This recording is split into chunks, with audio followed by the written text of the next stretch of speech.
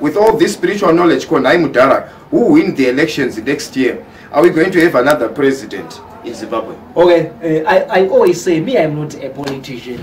But you're a prophet, are you? Yes, I am a prophet. Let us just wait. Next year, the elections, then you will see. Because other things, because whenever we need to prophesy, we prophesy to the things where you don't have the clue where to start or where to do. But like elections, you just wait next year, then you see the elections. So we don't need to intervene in those issues, because even if we prophesy or we don't prophesy, elections will come. But we need those hidden things. We prophesy the things you cannot distinguish. What can we do now? Those things you cannot know with your knowledge or with your eyes. Okay, so Zimbabwe, my elections are which one next year? I'm sure the OT actually win and then as a prophet.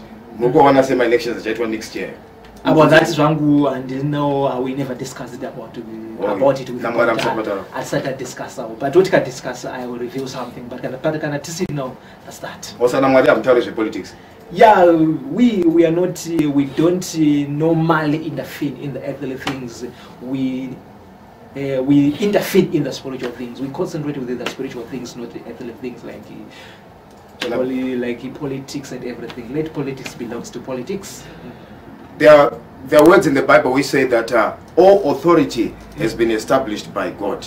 Yeah, but there is another verse which said you are putting your kings without my approval. Even so, they are the people who put so, not God. So yeah, that's why I say when it is necessary, that's when I and God will come and we place a king. So in Zimbabwe it's not necessary. When it is necessary, like the during time of David's time, that's why God come and put David. But from there it was the people from the lineage of David. So it's not always that God will say come and this. That's why you have elections. That's why, because it's your way to choose. So God does not intervene much. But whenever God intervenes, He has a purpose. But if there is a purpose to intervene in any nation, not only Zimbabwe, then you say God is saying that. But people, they want us to intervene, but we cannot intervene to the systems of the earth. Because let me say, when God chooses the king, it's a prophet who anoints.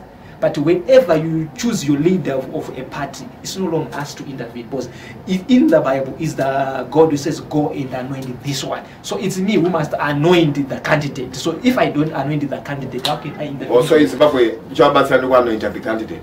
Yeah, but if we anoint the candidate, then we can interfere in the politics. But if we don't anoint, at the moment we are not anointing any candidate, so we're out of the politics.